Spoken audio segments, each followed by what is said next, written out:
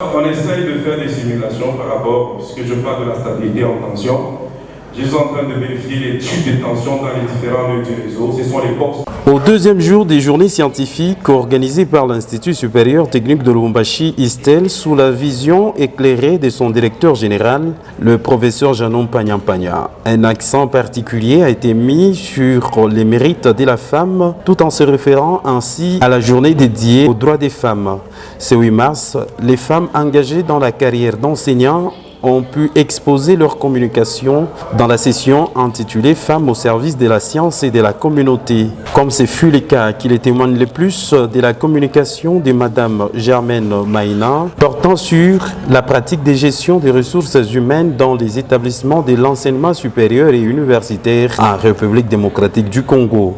Deuxièmement, il y a pratique de gestion des ressources humaines dans les établissements supérieurs et universitaires.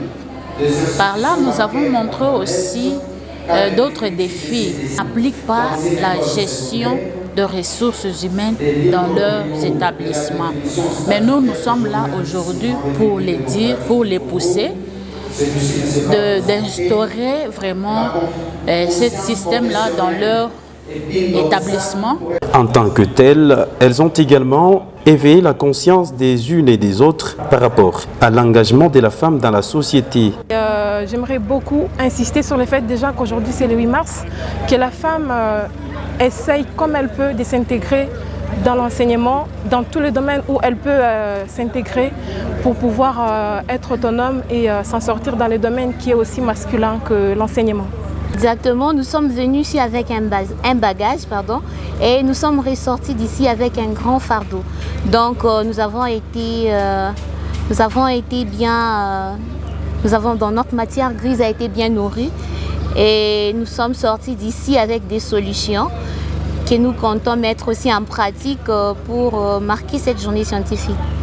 Les autres chercheurs se sont focalisés plutôt sur différentes thématiques des sciences et technologies, nouvelles technologies de l'information et de la communication, sciences juridiques, politiques et criminologie. Fort de cette deuxième expérience, les orateurs ont livré leurs impressions par rapport à la performance de ces journées scientifiques. Oui, nous avons parlé en cette deuxième journée des assises, nous avons parlé de l'impact de l'hydrogénation des acides gras contenus dans les huiles alimentaires consommées par la population louchoise. Une solution particulière à ces deux journées,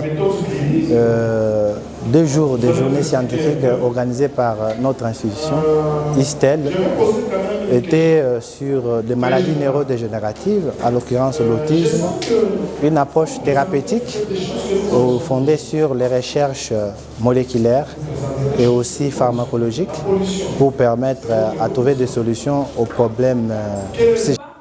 Ces échanges ont nourri les connaissances des participants et visiblement toutes ces recherches vont servir au développement de la science, clé de voûte de l'émergence de la nation congolaise.